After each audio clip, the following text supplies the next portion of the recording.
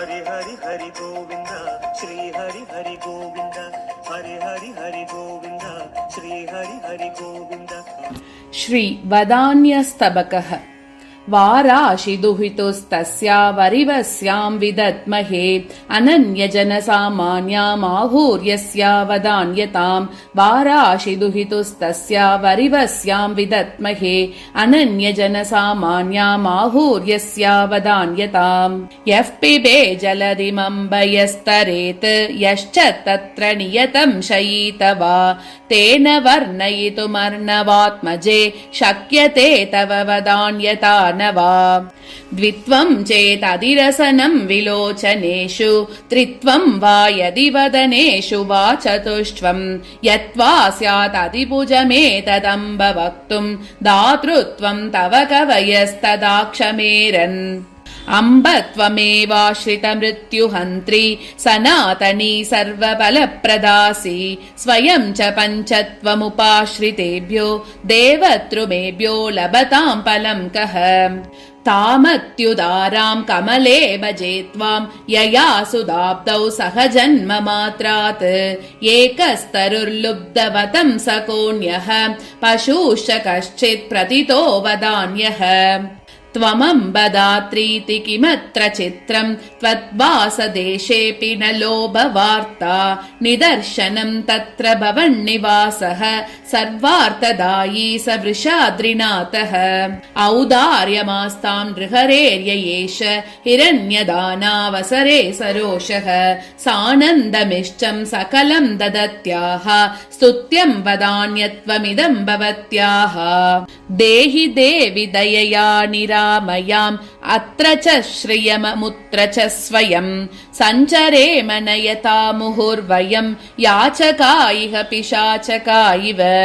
त्वमेव सर्वकाङ्क्षितप्रदापदाब्जसेविनां वदान्यता गुणस्तु ते वदान्यतः क्व दृश्यते सुदापयोधि कन्यके वृता समुन्नति स्पृश न दानवारिदारुणोत्तमेन विद्यते फलम्।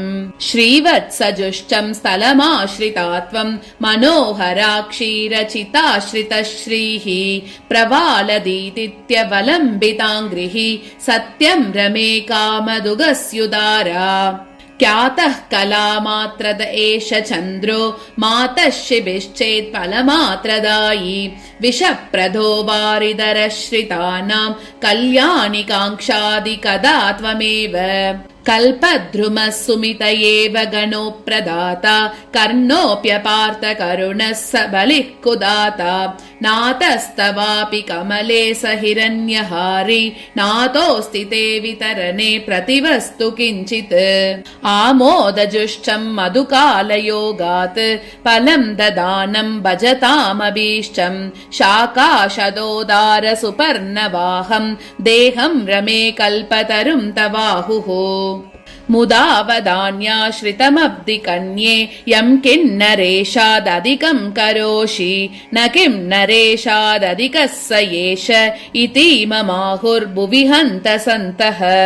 विविध विभवदात्रीमिन्दिरे विश्वदात्रीं भगवति पदवीं यः सेवते देवतेढ्याम् अधिकृति लवमात्रादन्तरिक्षोन्मुखाक्षान् अयमगणित सर्वानल्पदानोपसर्पेत्।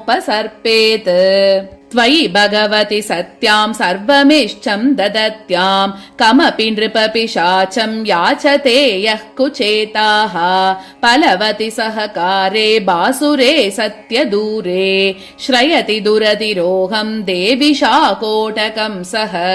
प्रपतनजुषां दृश्चार्पणैकवदान्ययोः तव चरणयोः सेवामेवाचराणि हरेः प्रिये सकृदपि पुनस्त्रासि नासीय वित्त विवित्सया परुषवचसां राज्ञां प्राज्ञावमानकृतां पुरः।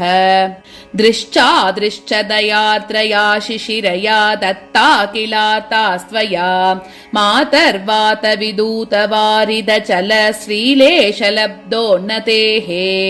दर्पोद्रिक्त विनिर्दित भ्रुपरुषं दन्तह्यमाने क्षणम् दास्योरस्य मुपास्य कस्यचिदमी न स्यामहास्या वयम्।